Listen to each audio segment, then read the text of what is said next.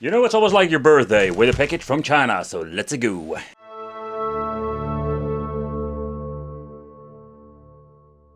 So One More Arcade makes these very unique mainboards you don't find always on AliExpress. This is comparable or kind of comparable with the Pandora's Box 10 in some ways. We do have a 6-button layout, some of the Pandora's boxes have 8 buttons, but when you're looking at the overall quality of the joystick, this is also something different. So where the joystick is good quality, that also implements for the buttons. They are very nice, they are long, let's say long travel, but not like the cheap feel that we have seen before. Including a very cool looking trackball, more like a mini trackball. It's absolutely awesome, but the, let's say, resistance, it's not the best I have seen. So with the Pandora's box you can play thousands of different games. It's more like an HDMI all, let's say, solution if you just want to have like a basic thing and not like a full arcade machine. But the overall quality of the case is absolutely great. That also implements for the bottom part over here, that is fully made out of metal. At the back we're finding all of the connections, the on and off switch over here, an HDMI, VGA out, so if you have like an old school monitor 4x3 you can even use that. Volume control for the main board. This is the settings button for getting you into the settings, and the 2 ports that we can even use. Here you can already see one for connecting to the PC and another one for connecting an extra controller. Okay, so with the Pandora's box we're getting a special 12 volt. This is a 60 watt, in other words 5 amps. And the overall quality of this power supply is so much superior when it comes to the feel and the way how it looks. Take consideration when you're going to be ordering this, you need to get yourself the right cable. It's not an, let's say, a special cable, just your typical 3 pins. But when you're ordering it, then you're going to get yourself the right set. But what is kind of cool and an extra, something I don't see very often, that it comes with some very cool light up features, including some RGB in the joysticks. Particularly when looking at the RGB in the joystick, that is something actually the first time that I've ever seen it before.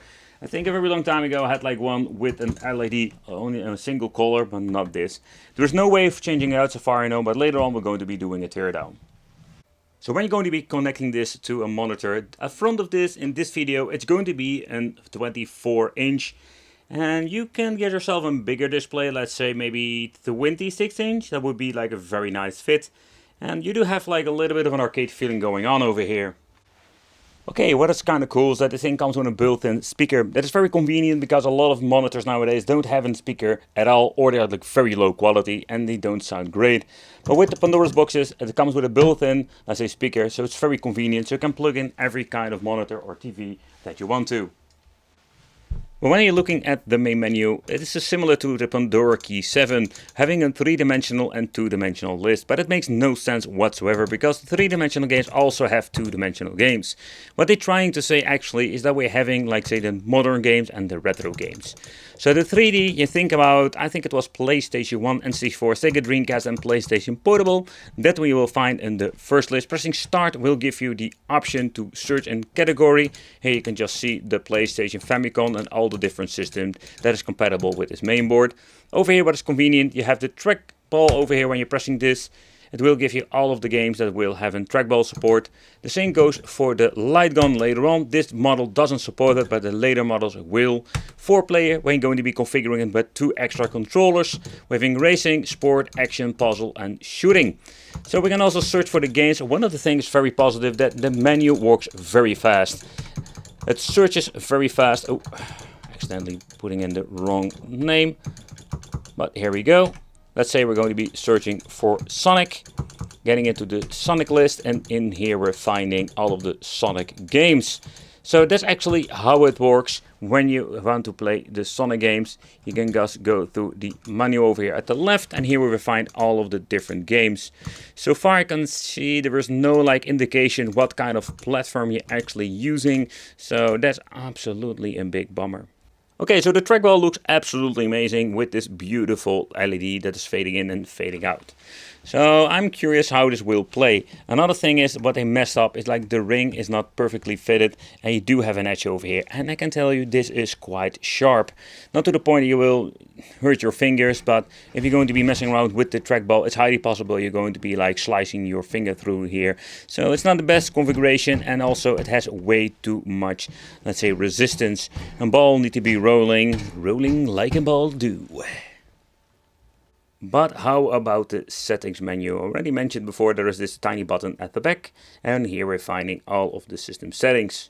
We're finding the key settings. In here we can change out all kinds of key testing definitions. So let's say we're doing the testing. Here you can test out for every single joystick. When having a 2-player configuration, that will be the only thing that will work out. Pressing start and A will bring you back, and that's actually how it all works.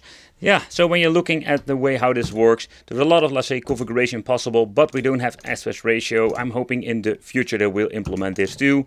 The graphics mode says close and open, you know, there's that weird filter going on, and I don't understand why they just name it as it is. There is no, like say, other options on there.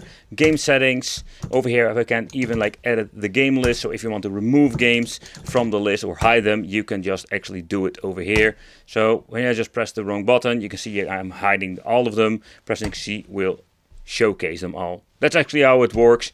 It's kind of genius if you don't want to put a couple of games on there, or you just want to like remove the games that don't work. You're not actually removing or hiding it actually.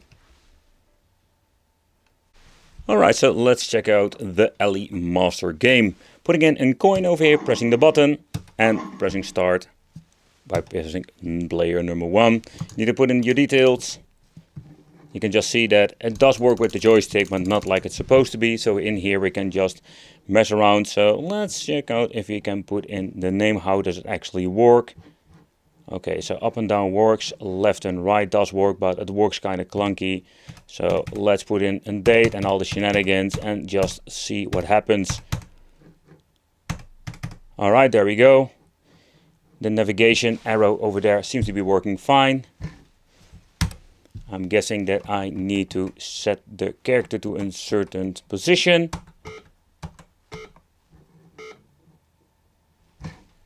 Man, such a weird thing. Yeah, I completely messed that one up. At the right side we're finding the pause button. When you're going to be pressing that one, you're going to have like the special menu that will give you the menu, or the special menu going back through the main menu. Just basically quitting the game, save, load, and that's one of the ways to go to. There's a simple menu, nothing fancy, but seems to be working just fine. Okay, so let's move on to some other games, and yep, I must say that the sensitivity on this thing is absolutely amazing. You can see that it is responsive. You cannot change it out, so if you don't like it, you're just stuck with it. But you can see that even with the resistance of the trackball, I think this is the first actually device that I've reviewed with a trackball that is actually plug and play and works like a charm.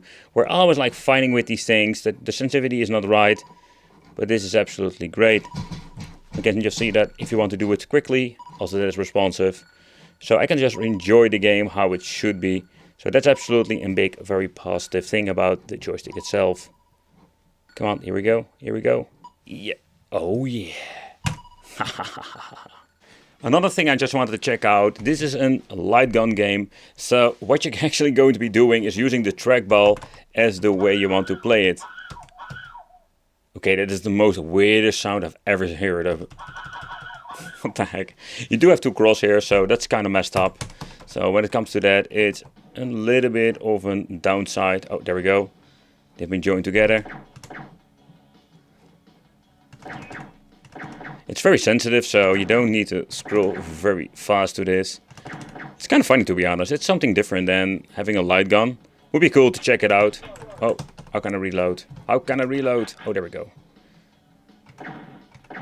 So it's absolutely a fun way to play the game and just to see.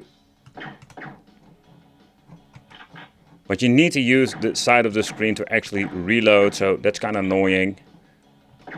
Normally with a light gun it's going to be so much easier. Oh, that wasn't.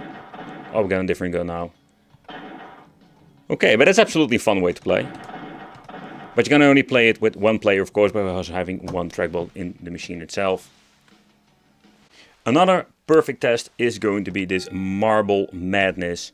It's a classic game, very difficult one, but if the trackball has been configured correctly, this is going to be a lot of fun. There we go.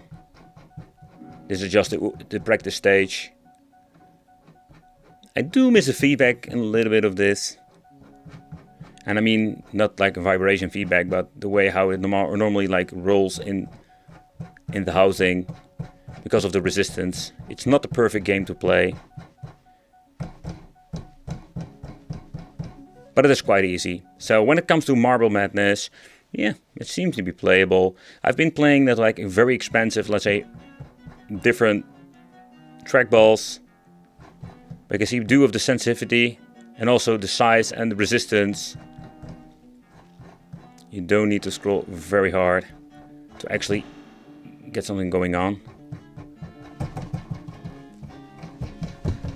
Okay, there we go, there we go. No, no, no, no. Oh, crap. Alright, so let's see what happens when we're going to try a different bowling game. Okay, so we can navigate through there. Hi! Oh yeah, the first strike. Okay, let's see. This is a lot of fun. There we go. Come on, there we go, there we go. Okay, that move's kind of weird. Okay.